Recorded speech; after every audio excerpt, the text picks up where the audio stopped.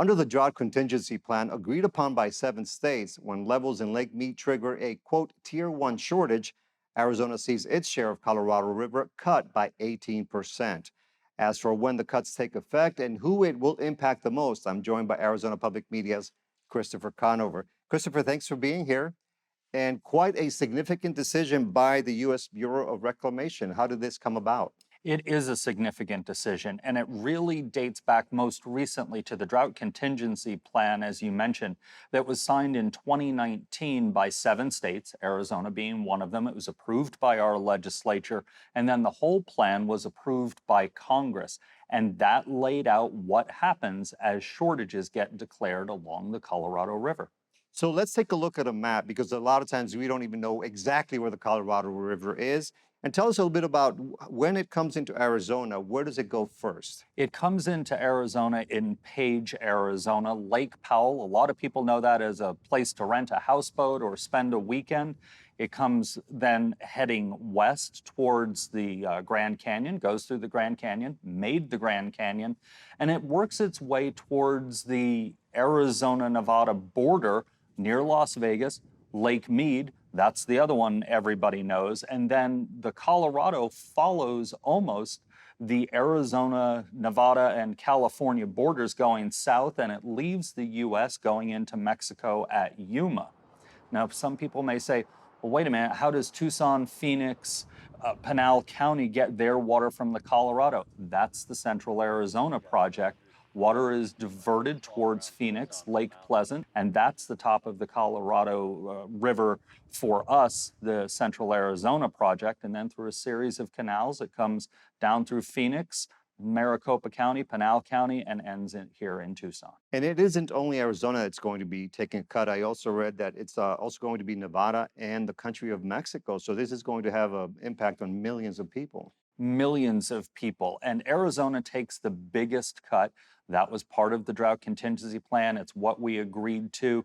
And that is a long time coming. And part of that is because of the Central Arizona Project. Historically, there have been many, many agreements on the use of the Colorado River. And of course, here in the state of Arizona, many of those that are worried are farmers, because I was reading somewhere else as well that apparently about 20% of the state's water supply is used for municipal purposes, the cities, the towns, and so on. But the other 80% is used by other industries. Right. Under the drought contingency plan, when a tier 1 shortage is declared in Arizona, it's agriculture that takes the lion's share of that cut. Agriculture has already been taking some cuts, but as this official shortage has come along, agriculture takes the big cut, which for our viewers really means Pinal County. There is some agriculture in Pima, there is some agriculture in Maricopa, but Pinal County farmers, the cotton farmers there, will take the big cut. So when is it scheduled to start, to go into effect? The cuts are announced now. They were announced this week. They go into effect in January. And of course, what happens next? Because that's the big concern. Much of it will depend on how much snow we get in the state of Colorado, because that's where our water is, it begins, right? Right, the headwaters of the Colorado River. It depends on winter snowpack. Of course, all the rain we've been getting here in southern Arizona is great. It means we have to water our plants, water our crops less, but it only recharges our local aquifers. So they need snow in the Colorado Rockies, they need rain in the Colorado Rockies, and it is going to take time. Climate experts say this is probably potentially closer to the new normal, though. The next issue is the Tier 2 cut. It's when the lake falls even further, and some people are expecting that as soon as the end of 2022. And then one final question, Christopher, any idea on what could trigger cuts for municipalities? Because of course, most of the people are living in cities and towns. It all comes down to the cuts that we have to take on Tier 2 and Tier 3.